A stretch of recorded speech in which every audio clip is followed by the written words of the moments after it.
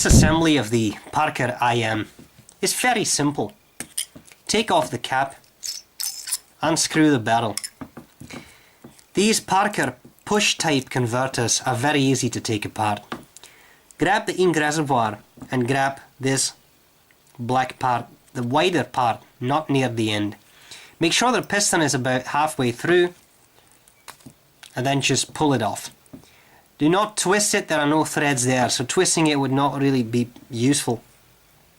You can slide off this this plastic bit and then take out the actual piston. Be careful of the ball bearing in there, it gets easily lost. Flush out the ink reservoir. Put the little ball bearing back in place. Put a little bit of silicone grease right there on the actual seal. Then slide this back in there.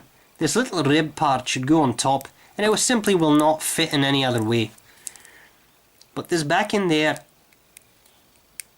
and push it back on. Smooth operation and you're done. Then there is this nib and feed. They're friction fit and should pull out straight. The first time you do that, it's likely to be a little difficult. And one thing to be particularly careful about is the fins on the underside of the feed. As you can see, those are thin and bend easily. What bends easily usually breaks easily.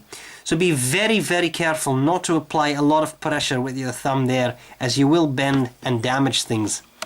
In fact, I would only recommend taking this pen apart like this when it is absolutely necessary, and to always just flush it out otherwise.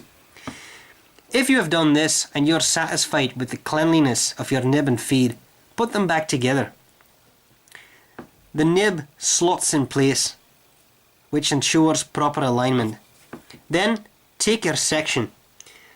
The section does not really seem to have a specific part for the nib and feed, so put it in any way you like and just push that back in there.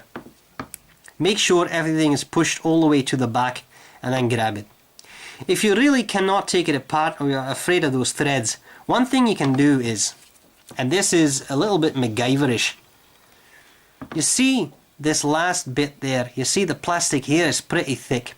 You can get yourself a really decent bit of wire, strong nylon wire, and you put it in there, in that little notch, not there, right there, where my nail is now, and then you just pull it straight. That will put the pressure not on these fins, but on this big plastic bit. As I said, it's a little bit MacGyverish, but it tends to work.